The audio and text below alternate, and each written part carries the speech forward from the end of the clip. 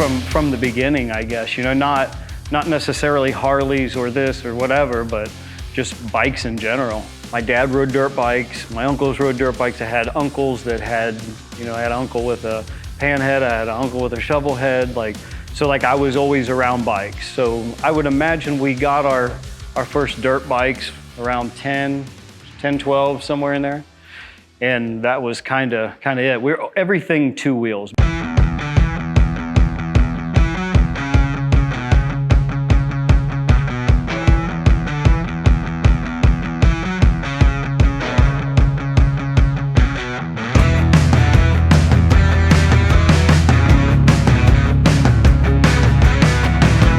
Working on dirt bikes, working in the garage. My dad, he was a sheet metal worker.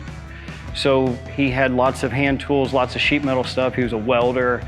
And like I said, it got us into dirt bikes. If you have a dirt bike, you're always working on a dirt bike. And if you're fucking poor, you have to fucking make it.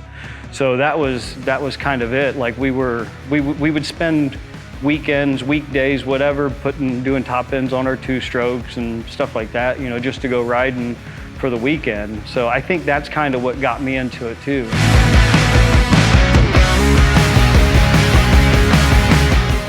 I'm Mike Porumb. My business is CMP Motorcycles. We're in Phoenix, Arizona. I opened the shop in 2012.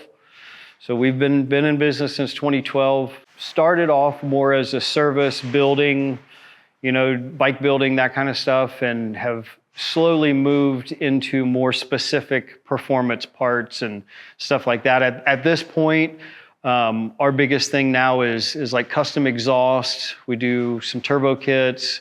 We still do custom builds. It's a smaller part of what we do now, but the exhaust thing is kind of what we focus on now. I do a lot of motor builds, so we still do a decent amount of performance work.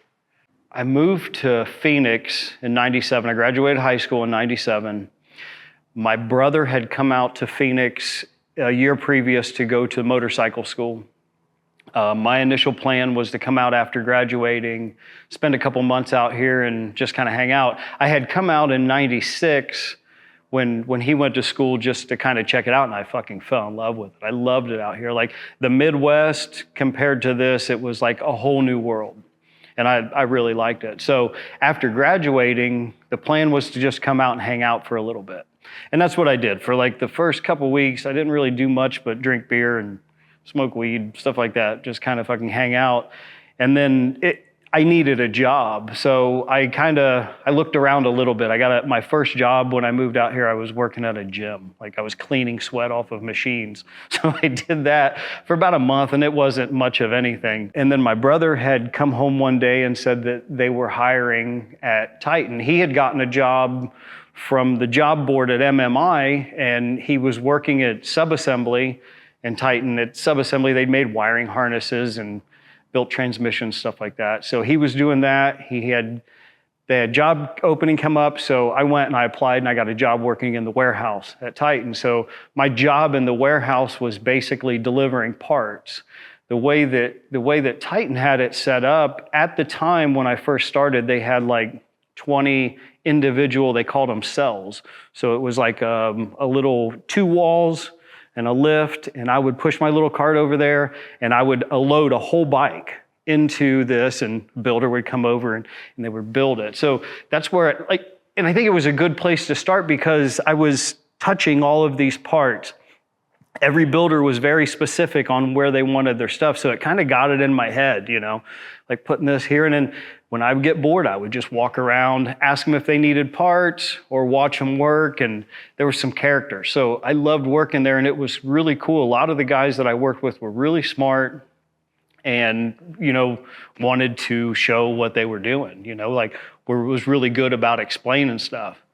One of the managers of the service department was like, hey, I hear you're catching on pretty good in the warehouse. Do you want to come back and work in service department? I'm like, I don't know fucking shit about these things. He's like, oh, you know what?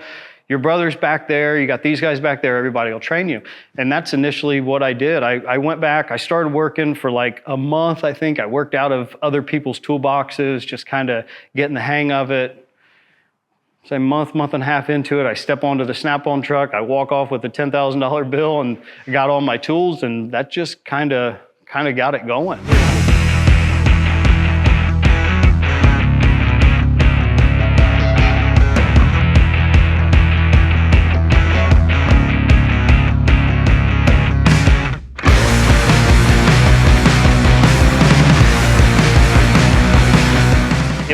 It was exactly what it was. It was service. So the bikes would get built, they would put a couple hundred miles on them, then they would come to service, and then we had like a spec sheet. So we would change oil, fix stuff, and just kind of do that. So service, I think, parts and service is a really good place to start for somebody that actually wants to work on something. Parts get you familiarized with the parts and where they go and whatever, and then service, you're actually hands-on in fixing stuff. So it was a great place to start. I think what helped me most was the people that I worked with. I worked with a lot of really good dudes, really smart guys that were helpful, you know? So it was like, it was a big boost in that direction, just having people there that were smart to help you out. So it just kind of went from there. I mean, I think I worked at Titan from 97 to 99, started working in the warehouse knowing absolutely nothing, left there in 99. I could build a bike. I could literally build a whole bike, service it, and do everything that I needed, engine, transmission, whatever it took. So it was a really good first stepping stone to getting everything going, definitely. I left Titan in 99. I moved back to Ohio. I didn't really have any reason for moving to Ohio. I just thought, hey, I want to go back here. So I went. It was really strange. I went to this dealership, Harley dealership in Dayton, Ohio. It was F&S Harley Davidson. I went there for an interview. I actually had talked to the owner a couple times, and he goes, "Okay, I want you to come down and interview with me. Meet me at the shop at 9:30 p.m." I'm like, okay, well, this is weird, but whatever. So I go there, I go in the front door of the place, not one light on in the whole place. And I hear him in the office, just come in here. So I go back in the office, still no lights on in the office, sit down with him, and he interviews me. And the interview wasn't anything other than, tell me what you don't know. Like, so it was a strange situation, but and then I didn't realize who I was sitting there talking to. That dealership was known for AMA flat track. Like, he had some of the top riders of all time had been working for him and working on his equipment and stuff like that. So once again, not knowing anything, I just kind of walked into it. And he brought me in. I came in, I went straight to what was called the race shop, where they worked on the XRs and they did all that stuff, in-house dyno and like all the cool shit. And same as Titan, I just worked with good, smart people there that helped a lot, and it helped me grow. I spent a lot of time working in the race shop. I spent a lot of time working in the dealership, in the service department. I mean, it was a real service department. It wasn't like, we got this Harley kit we're going to put on. Like, if we tore a motor apart, we were boring our cylinders, we were doing heads, we were building cranks, we were doing all that shit in-house. So it was that place. I think I learned more there about everything motorcycle service-wise than anything. And the biggest thing that I learned from that guy was common sense. He always said, anytime I had a question, he would say, use fucking common sense. And that, like, I think got me through more shit than anything. Like, you can kind of relate that to anything that you do. You know, what makes the most sense is probably the right answer for that situation. So like I said, I spent a couple years there working with him, and it was a great opportunity. I just got tired of living in Ohio.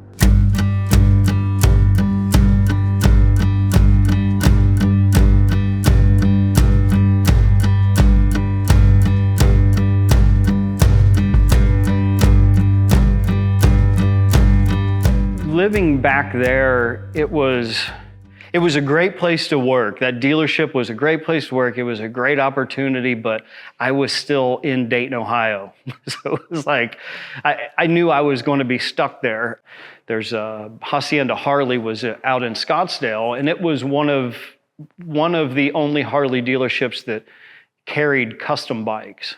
So they had Big Bore and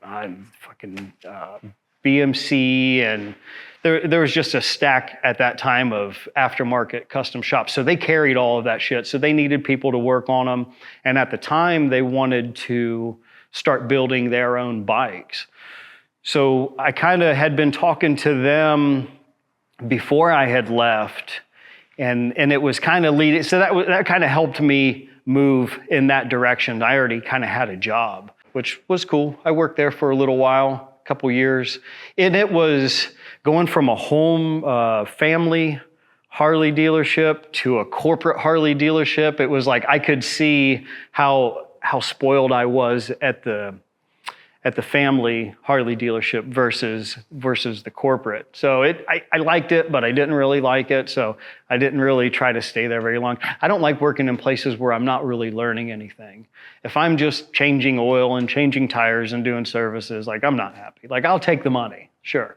I'll work hard and I'll take the money, but I just wasn't going anywhere. So yeah, the working at Hacienda was okay, but it wasn't really where I wanted to be. The Titan Motorcycle Company had been rebought by a Canadian guy, and like I said, he was trying to get everybody, some of the old guys, back in there, which was cool. And it was a lot of fun at that time, because when I left, I was just among 100 so people. When we came back, there's 10 of us. So like it was a small core of people doing that same job. The thing that was cool about that is that's when I started getting to go to all the shows. So with that, I was traveling. We go to Sturgis, we go to Daytona. We would do all those shows. So it started opening me up to not just the working on it side, but the industry side. Starting to meet people, meeting customers at shows, meeting other builders, other vendors, stuff like that. So going back there was actually pretty cool. It wasn't the coolest because times had changed so much that those bikes weren't very cool. At that time, it was choppers. Like, everybody was getting into choppers. We were still doing Pro Street. The new owner wanted to start doing choppers, and his idea of choppers were 280 back tire, fucking big goofy ass choppers. So although the bikes weren't that great, it was good opportunity.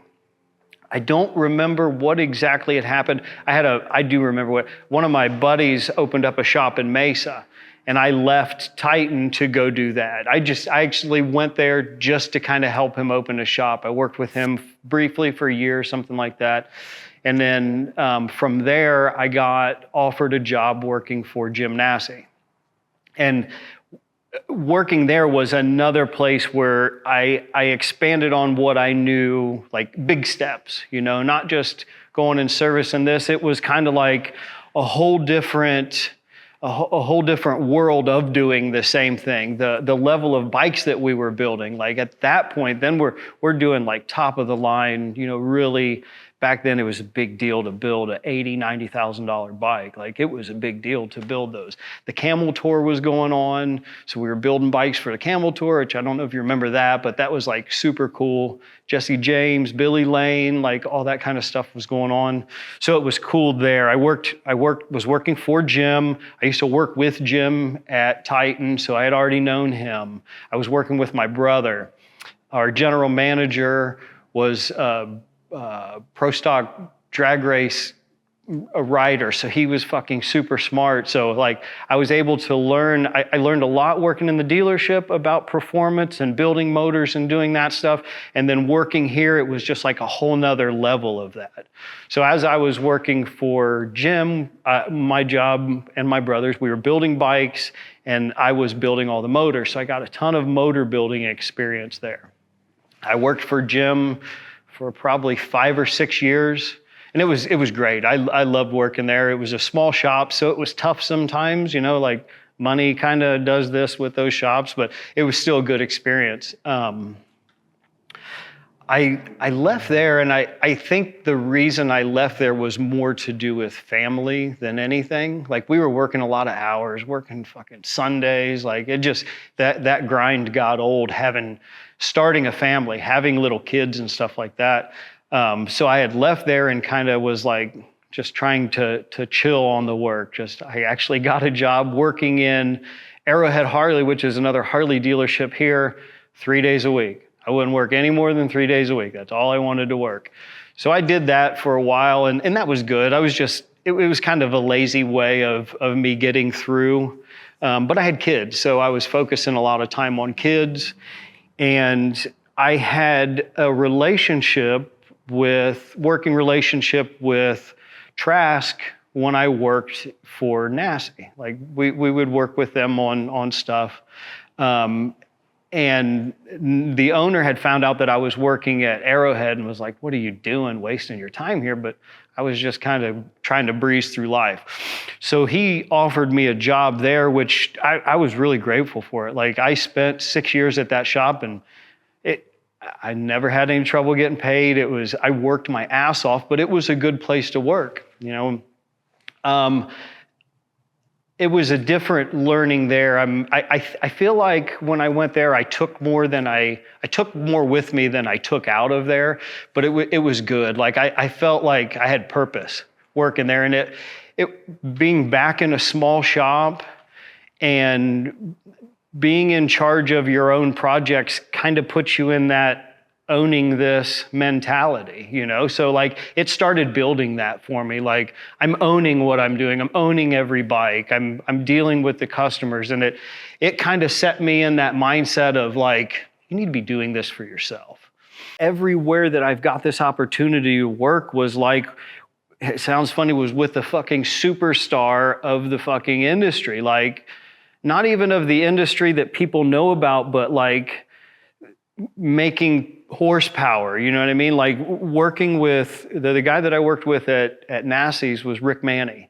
And like, anyone that I know that knows Rick is like, that dude fucking knows his shit. He knows his shit. So I knew that before. So getting to work with him was like, I'm gonna fucking soak up everything that he has to tell me. Like, everything. Made notes, dude. I would, whatever it took. And yeah, it's kind of, I kind of got that everywhere. And I never back then ever had the intention of, I'm doing this to build my own shop. You know, I just really liked it. You know, I liked doing it. I wanted to be able to build the fucking fastest motor. I wanted to build a bike that wasn't gonna fucking fall apart on somebody, that this person wasn't gonna complain about. And yeah, we can do it like this and you can get it out, but if I do it like this, it's gonna be all the better, you know?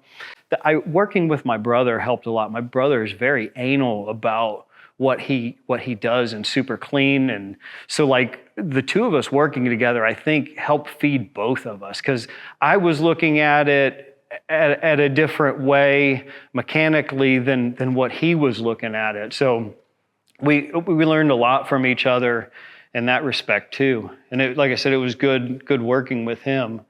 And yeah, that's the thing with that.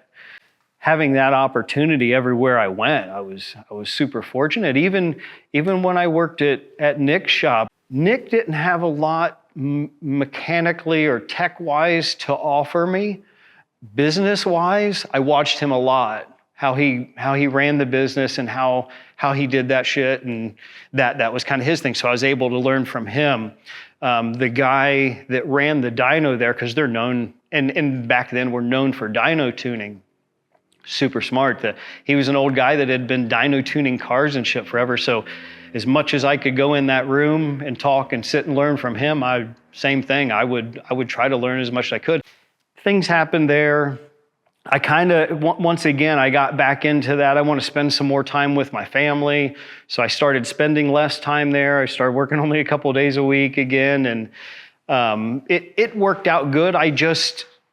The time that I was there, I'm thinking, why am I not doing this for myself?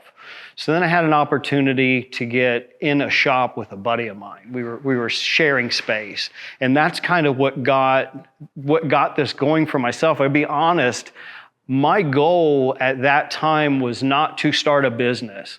I was going to do a little work here for this guy, a little work here for this guy, pay my bills, and then over here in this shop, I'm going to do what the fuck I want to do. I want to build this bike, and I want to build these, and I don't care if anybody else likes it. I'm going to do this for myself. That was the intention on that. It doesn't always work out that way. The working at a shop, doing work that you want to do on the side doesn't always go together. So there was some conflict there, working on my stuff, still working at a shop, or you taking customers, that kind of shit. And it was just like, don't want that anymore. So I left there, and at that point, I started doing my own thing full time.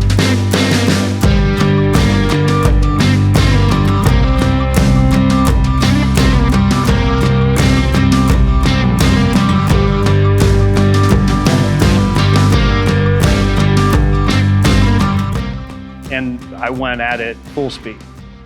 I had right off the bat, I had a couple customers and wanting to do big builds, and this was big wheel bagger time. So they were great jobs. It was whole bike apart, cut the frame, full paint job, motor, trans. Like a lot of my customers were guys from here in Phoenix, South Phoenix guys that were spending lots of money on these baggers, like big stereos, all that shit. I never got into stereos, so like that was never part of what I did, but it was part of those bikes. But that gave me the jobs, the money, the opportunity to start building my own business. And it just kind of grew from there. I had one customer that was a customer from Trask that wanted me to build a bike for him. Built a bike for him. He was like, I want to turbocharge this bike. I said, okay, well, if you want to turbocharge it, I'm going to build your bike. You can take it over there and have them do it after. Well, they don't want to do it if you're building it. So it's like, okay, if you want me to turbocharge it, I'm going to build my own shit and put on there. We're not going to buy their shit and put on it. He agreed to that, and it was a job for sure. It wasn't easy as I thought it was going to be to do it, but we got it worked out. He took that bike to Sturgis, put it in the Baddest Bagger show, won the Baddest Bagger show.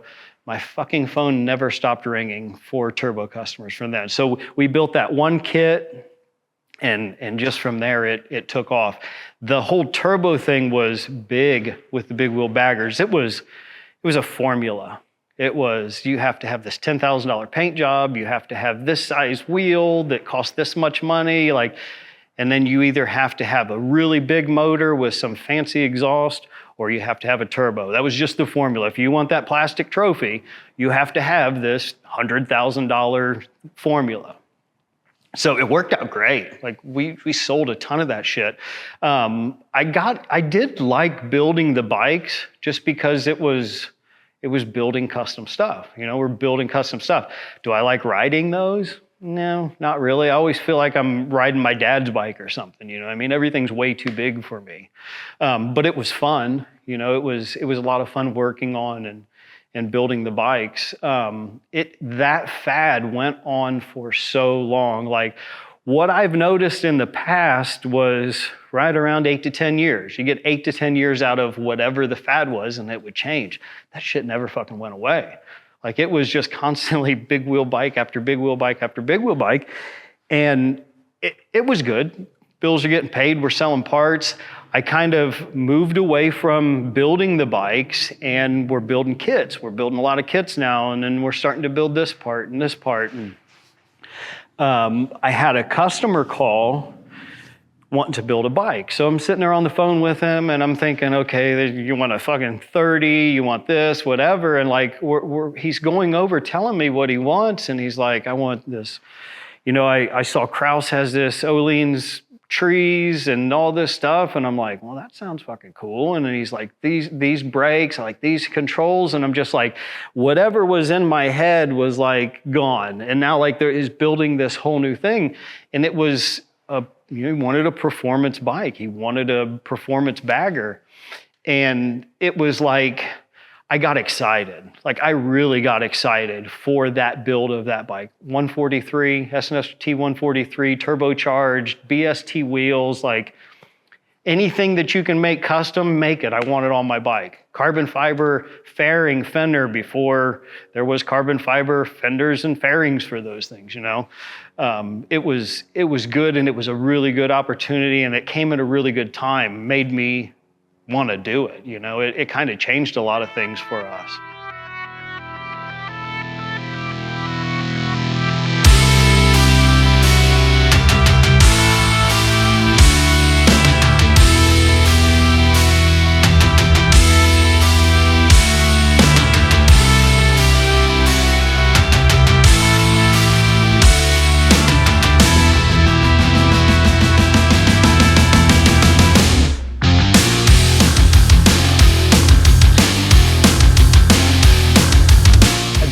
This project came along because I got a good deal on something. And I know a lot of things start out that way. So this was it was a '09 Road Glide that was bought brand new. It was a CVO. It was at the Harley dealership. The Harley dealership, they had put handlebars on it. They fucking took it apart and powder coated the frame orange. So this thing was bright orange. Full polished drivetrain. The customer that had a guy from Canada saw another company out here that was doing bagger parts and was like, I want my bike to go there and I want you guys to do a full build on it. So he took the bike from the Harley dealership, took it to this other shop. It sat at that shop for 4 years. Nothing happened to it. The only thing that happened to it was they sold the transmission and engine out of it. So at this point, this guy's got a roller. It had custom sheet metal, like fucking intense custom sheet metal, not custom plastic this or fiberglass or carbon fiber this. It had handmade aluminum saddlebags. It had fucking a steel 3D fender, like 3D sheet metal, like crazy shit. The gas tank was all 3D'd. It had a 3D fairing, like it was crazy, insane. Would have been, I would imagine, $150,000 build, because it was all handmade shit. The guy couldn't get the fucking thing done. Needed to get it out of the shop, was like, I'm just tired of it. I've dumped, the amount of money he told me he spent on it was ridiculous. He goes, I just want to fucking get rid of it. I need to get it out of that shop. And he contacted me because he wanted to get it out of that shop, get it someplace, get all his shit together, see what he had, and see what he had to do moving forward. So that's exactly what he did. Bike came over here, and there were boxes of fucking junk, dude. Just boxes on top of boxes of stuff. All that sheet metal, all the shit. And I was like, dude, he told me what he had spent on it, and I was like, you're gonna be in this thing again to build that. He goes, okay, let me think about it. I didn't hear from him for a couple months. He calls me back and he's like, hey, just make me an offer on that bike. I was like, I don't need it. I don't need the bike. And knowing what he had there is like, I can't buy that shit. Like, I can't afford that. And he was like, I had told him that. I was like, for me to build this, I need someone with money to go, here's the money, build it, and then I can build it. You know, I can't take on this job and fucking bankroll it myself. It ain't gonna happen. He's like, okay, well, make me an offer. And I was like, I couldn't make you an offer that I could afford that is even realistic. And he goes, well, when I had talked to this other guy, and he told me that he would give me $4,000 for everything how it sat. And I was like, well, what did you tell him? And he was like, well, at the time I told him no. He goes, but I'm kind of considering it now. And I was like, I'll give you $4,000 for everything you have there if that's what you're going to do. Like, it was basically the whole bike minus a drivetrain, you know? He's like, okay. So I ended up buying it. So I'm like, I've got a Harley title. The bike had 0 miles on it. The speedometer had 6 fucking miles on it. Like, it had never been ridden. So that's what I ended up with. And I'm like, so I had it. I'm like, I got this $4,000 bike. I'm going to do something with it. And I'm like, okay, we were, you know, coming up on whatever. And I'm like, you know what? I want to build something fucking cool like The police bagger we built a while back, but for the shop, and I'm going to build this bike and we're going to sell it. We're going to fucking kill it with that, because I got this thing for $4,000. Well, everything that I had bought was nothing that would pertain to this bike. So in reality, the only thing that is still on this bike is the chassis. Like, the chassis is the only thing that I use for the $4,000. So I end up dumping, I don't know, probably 35 grand in buying this, and that's in the position I'm at. I've got a motor sitting here, I've got this sitting here, I've got this sitting here. So I still ended up putting a ton of money into it. I knew I wanted to do a bike with good, like I said, I wanted it to be kind of like the other bike, just how I would do it. That one had parts that customer had specified. I want to do mine a little different. So the engine package is something that we did regularly. It's a 120 with 120 heads, this cam, this. So I know that setup on any bike with that turbo is 200 horsepower on pump gas. So that's the solid setup we wanted to go with on that. That was kind of planned out. The rest of it, like I told you before, I like doing business with people that I like. Not only based on personality, but people that I like that I know have good stuff. So it was like, okay, here's my list of people that I like, and I'm just going to start calling and buying. And that's basically how I did that. I knew what I was going to make, and I knew what the engine was and whatever. So I just started acquiring parts from different people, not necessarily based on anything other than I know this is a good part and I like that person. The engine is something that I had acquired I took it out of someone's bike or something like that, and it was a stock motor. So I sent the crank to Revolution, did knife edged, lighten the flywheels, everything that they do to make their super special lower end. Did that. I bought the Revolution 124 cylinder kit. Heads are off of a 120R. So basically those stock, clean them up a little bit. I recut the seats and the valves, just kind of a cleanup job on that. Stock transmission. It's got a Barnett clutch, all the stuff in the prime, like Evolution sprockets and, all the normal stuff that would go into the drive. This kit is pretty much would be our stock kit with intercooler and a custom tailpipe. So we used to offer, we had 3 different size turbos that we would use. And we slowly phased the middle turbo out. And as displacement on bikes grew, a lot of parts grew, the M8 kind of changed a lot of things, we slowly phased out the small turbo. So we've been able to take one frame of turbo and we can configure it in multiple different ways. So I got one turbo that I can use on a small motor. I can use that same turbo on a big motor. It's just a configuration of housings, impellers, and stuff like that. So this would kind of be our standard kit. I don't do like this is our low end and then this is our high end. It's like everything we do, I just want it to be the best. If there's the best of something, what's the point in selling the other one? That's why we stopped using that small turbo. It was very problematic. It's not a ball bearing turbo, and we had issues with it. I didn't want to keep having those issues. I knew there was a better way. So we started working towards finding that better way and getting that better way to work on everything. I bought the suspension I bought from Kevin at Big Bear. I like doing business with Kevin, so I'm like, hey, what do you got for this bike? So he got the suspension from him.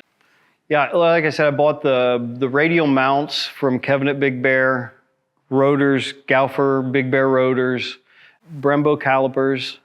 The hand controls are braking hand controls. Not a lot of people use them. They're a sport bike setup. So the handlebars are custom made. I had Torch down in downtown Phoenix built those for me. They were special because they're for 7/8 hand controls. So there's a lot of stuff that you don't notice on this bike that's there. You know, mid controls. We made the mid controls ourselves. I used Boosted Brad, his little mini bear traps. The shift arms are from Joker Machine, but we made all the mounts and made all the pieces for that.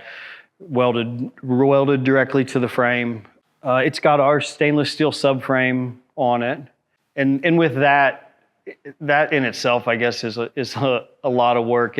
To me, that cleans up these bikes more than anything. Like we were talking earlier about the Indian versus the Harley. Harleys, you take shit off and they look better. That's the one part of a Harley where you start uncovering and it looks really bad. So we built our own subframe for this bike. The trees came from TOL Designs. They're a shop up in Vegas. I don't know if it's something that they sell, but at a time he was going to sell them. So that was one of the first sets of triple trees that they had made. So there wasn't anyone. Kraus had trees, and I think that was about it. But nobody even had anything that was like stripped down and a nothing. You know, I mean, there's stacks of them now. Initially, I wanted to do a fairing like we did on the cop bike, which was a carbon fiber FXRT fairing. The carbon fiber didn't work out for this bike, so we just kind of went back. This was also a TOL fairing. Same company that made the triple trees, he made this fairing for me. We made our own bracketry. I don't know if you looked inside, but it's a sheet metal boxed in kind of bolt together bracketry. When we did it, I wanted to incorporate the Baja headlight. So we made all the mounts and everything for that. And that was a production part that we were selling for a while. Like you kind of pointed out, the screens on the front are handmade. And I mean, that's just kind of the little stuff that we like to do. I'm kind of like less is more. The less shit I can put on it but still get your attention is kind of the direction we like to go. I try to make shit super clean. Like, I don't know, people will go get crazy with hiding stuff, and I mean, I can appreciate internally wired handlebars and all that shit, but I don't necessarily need it. And I think if you can keep it on the outside and it look tasteful, I don't think there's anything wrong with that. I had a lot of people, oh, this looks cool, but why didn't you put this inside? Why didn't you do that? And why didn't you do this inside the frame? I didn't want to. Basically, I didn't want to. TOL Designs carbon fender. It's got our license plate mount on it, our stainless steel subframe. This bike, I think, is more appreciated once you start taking the bodywork off of it. You take the saddlebag off of it and you can see the subframe. You take the side covers off of it and you can see how stuff is stashed here versus here. And like I said, it's one of those things. I think it's the more you look at it, the more you can appreciate it. My own personal bikes, I can't get away from black. Like, any Harley that I've ever had is going to be gloss black, and my mind can't get away from that. But I know you kind of need to add a little more, so we try to add a little bit of color. This paint job, I kind of stole it from a bicycle. I saw a SE bicycle that they came out with a few years ago that had kind of the same theme on it, and I was like, I really like it. Like, I really like that bike. I actually bought it. And I was like, I want to do kind of that same design on the bike. So we did the same thing, just kind of different colors. I wanted it real simple. As far as additions or anything to this bike, I got a couple fans that I want to put on it. It runs hot. I got some fans from ThunderMax that I'm going to put on the back side of the intercooler. I think that's going to help tremendously. It's hot. It makes a lot of power, but it's fucking hot. So here in Phoenix, summertime, I can't really get out and ride it much. It's too hot to ride anyways, but I'd like to have the option. So I think putting a couple cooling fans on it's gonna make a huge difference. We've dynoed this bike. I feel like last time it was on the dyno, it was 216, somewhere in there. It's been a while since it's been on, but that package, that cam, those heads, that displacement with that turbo on pump gas is gonna always get you in the 200 horsepower range. It's a Screaming Eagle 266. So it's kind of funny because the heads that are on it, if you were talking to someone and said, hey, I've got this heads, oh, those are fucking junk. Those are shit heads. And I've got this cam. Oh, well, that cam fucking sucks. That head and that cam combination sucks. But you turbocharge it and you push all this pressure in there and it's fucking perfect. We build our motors differently. And I can't say this for sure, but I know in the past, if you call Trask or whoever, you're wanting to build this turbo bike, they're gonna sell you this little bitty turbo and they're gonna sell you this little torquey cam. And you want your compression really low, but we don't do it that way. I go big compression, big cam, big turbo, and we make a lot of power. Everybody's like, oh, there's turbo lag. You don't have to worry about that anymore. There's been so many advances in turbocharging that turbo lag isn't an issue anymore. Like any of the old guys you talk to, they're like, oh, that's cool, but that turbo lag sucks.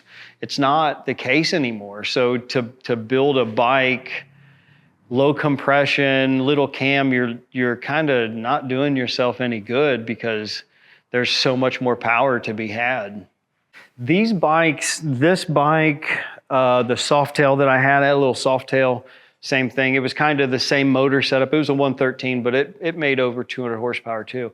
It's dumb fun. It's not I've got the most power, I'm gonna go out on the track and dominate. It's nothing like that. We're far beyond the amount of power that you need to go fast. This is the point of, I can go sideways, fucking top gear, you know what I mean? Like I can get on the freeway doing 90 and roll into it and break the fucking tire loose. You know what I mean? It's like, it's dumb fun. I like riding. I like the kind of hooligan riding with friends from light to light, acting a fool, you know, breaking tire loose, that kind of shit. Like that's a lot of fun to me. Our big thing right now, like what we're doing and what I'm focusing on mainly is the exhaust side of it. We actually started doing exhaust pipes during the big wheel thing. There was a time, there's a lot of people building big motors, of course, to put in these long fucking lay frame bikes. But everybody is limited to some type of side exhaust, some type of side dump exhaust because the long bags and all that stuff. But there's all these big motors. So you can buy a production side dump exhaust that's 1 3/4 inches the whole way and it chokes the fuck out of the big motor. So initially with doing the exhaust pipes, I wanted to do a performance side dump exhaust for large displacement motors. So that's kind of what got us into building exhaust, going from doing the turbos to actually, let's start building exhaust. So that's what we did. We started doing a performance side dump exhaust. And it just kind of went from that. Then people, well, they make a nice pipe. This pipe makes good power. Okay, I want your pipe, but I don't want a side dump. So, okay, well, we'll straighten it out and then we'll do this. So now we're building performance pipes based on what you want and not just the aesthetics of it, but the performance of it. You tell me what you're gonna do with your motor. We wanna know RPM range, you know, we wanna know cam. There's a lot of stuff to figure into it, and then we'll build an exhaust based off of that. No one is doing that. Everybody claims that they're making performance pipes, but it's a performance look pipe. It's not, hey, we're building this specifically for your shit. So that's what we've moved into, and that's what I really like doing now. So I can be creative in the fact that I'm gonna build something different than what anyone else is offering, and I can build it to how you want it around your parts. You've got this control, you've got this, you got this. You know, a lot of people now, like, if you have those controls right there, who makes an exhaust for that? Nobody. Okay, so even if you find one, chances are it's for a stock motor. So you're not getting everything you want. So we've really been driving hard towards building a performance exhaust for any configuration. And kind of that's what we've been doing now. It seems like I build custom exhaust after custom exhaust. If anybody's interested in our products or anything like that, obviously you can call. We've got a website, cmpmotorcycles.com. Our website could be better, and it's constantly getting that way, but it's hard to build a website. What I try to tell everybody is go to our Instagram. Instagram's easy to upload pictures, I can get all the newest of the greatest there. And what I tell customers, if you want something, look through everything. Start collecting pictures of everything, pictures of what you like, what you want. Look on our page, see what we offer, see what's there, and then kind of put it together. But as far as getting a hold of us, yeah, you can message us on Instagram or call or email us.